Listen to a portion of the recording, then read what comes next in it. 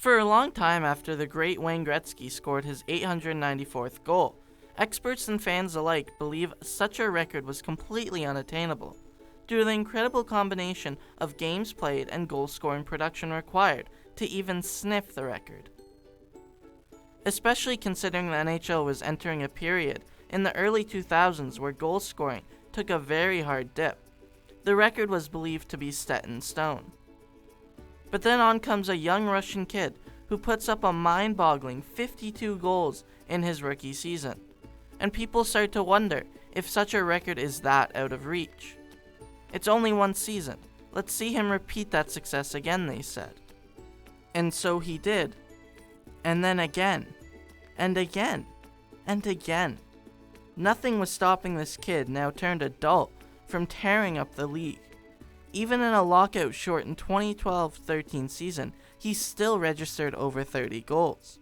And as the goals continue to pile up, those same thoughts reappear from his rookie season, and people realize he may actually catch Gretzky's record. The smarter viewers out there have started to realize who I'm talking about here. After all, his name is in the title. All that, though, brings us to here, the present season, where Ovechkin has seen a drop-off in his goal production so far, recording 16 goals in 52 games played. Now, it would be easy for me to sit here and spend the whole video speculating on whether or not Ovechkin will surpass Gretzky, which is what every media outlet has done. I think he will, by the way. Instead, I think it'd be more beneficial to a viewer to understand what has allowed Ovechkin to even reach this point. Now, let's get an obvious reason out of the way first. He plays, or I should say did play, on a pretty good team. Now, the Capitals at the moment are pretty mediocre, but over the majority of Ovechkin's career, they have generally been an above-average team, only missing the playoffs twice since 2008. Now, for a player like Ovechkin, this means through his career he generally got to play with talented players around him. The best, of course, being Nicholas Backstrom, his main partner in crime. Backstrom, by the way, has assisted on over 33% of all of Ovechkin's goals, 279 of 838.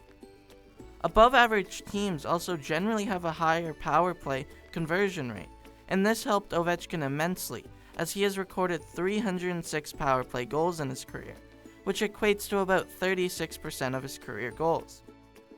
We can imagine that without having such a dominant power play, Ovechkin might not be as close in the career goals race as he is.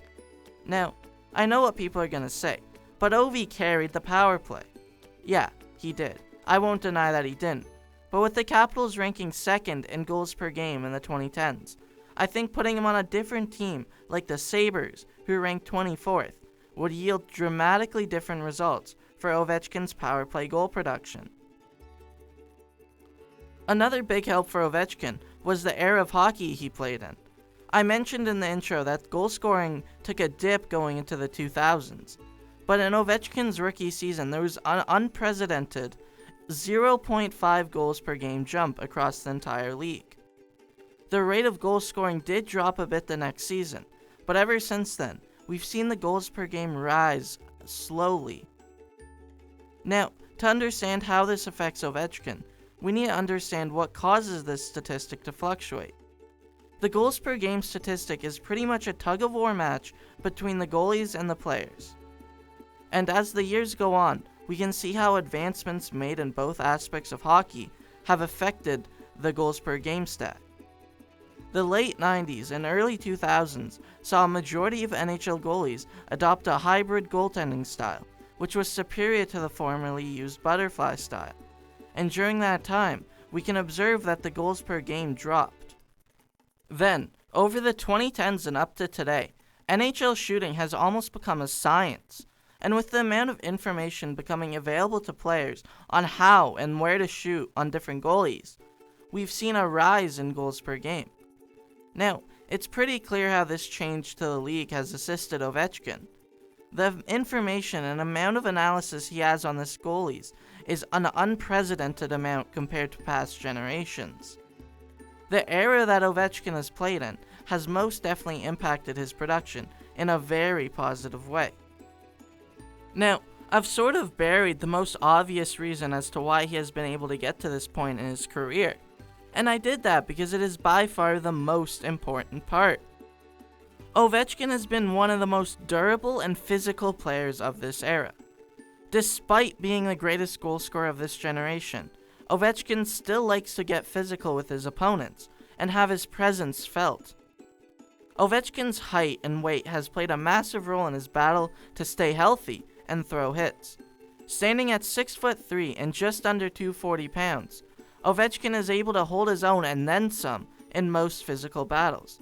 While other star players with smaller builds, like former Calgary forward Johnny Gaudreau, are able to be taken down and hit pretty easily, Ovechkin is a rock on the ice and seems to be unmovable.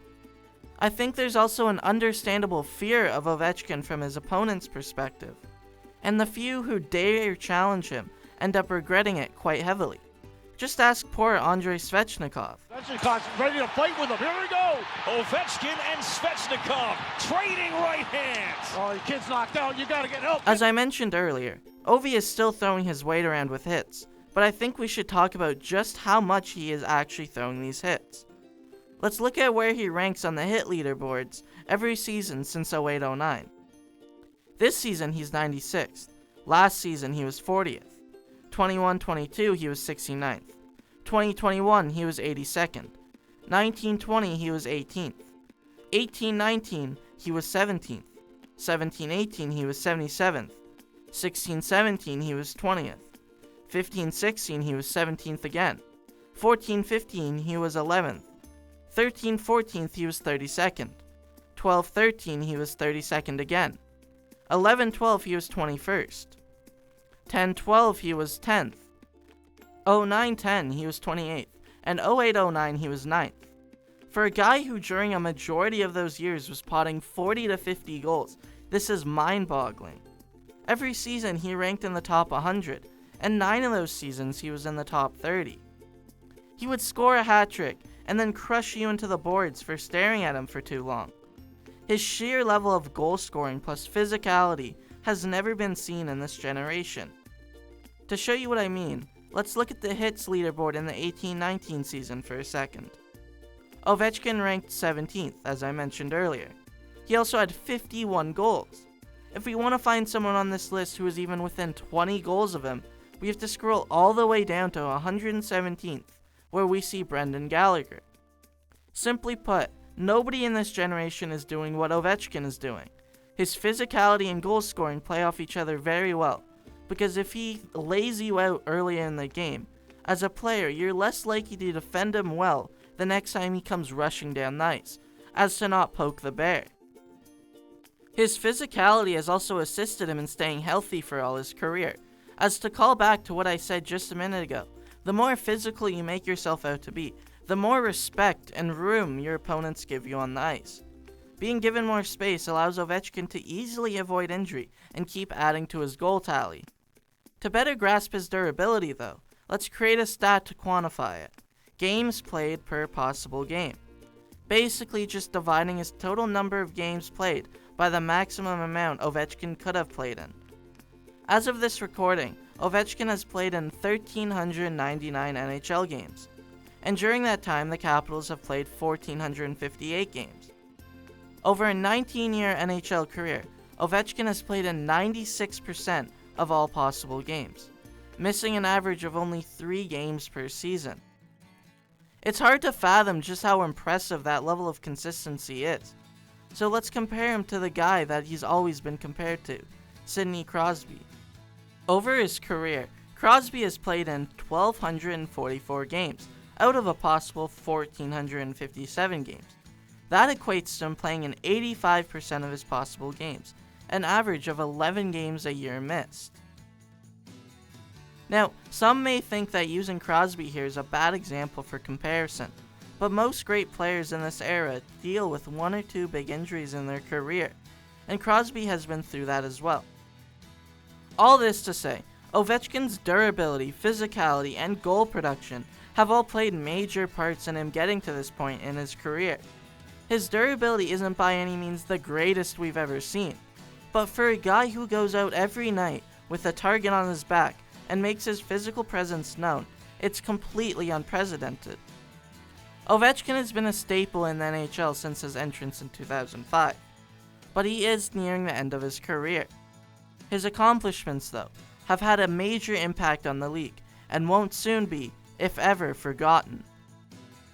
With 2 years left on his contract after the season, and only 57 goals needed to catch Gretzky's record, chances are Ovechkin will become the next NHL goal-scoring king. And after watching this video, I hope you understand better how he has been able to accomplish that. That's all I have for you this week though, so thank you for watching. Shoot me a like and subscribe if you enjoyed today's video. Leave a comment on what you think of Alexander Ovechkin. And for more content from me, stay tuned for new releases every Saturday at 1 p.m. And in the meantime, check out my latest video on the Senators rebuild. See you all later!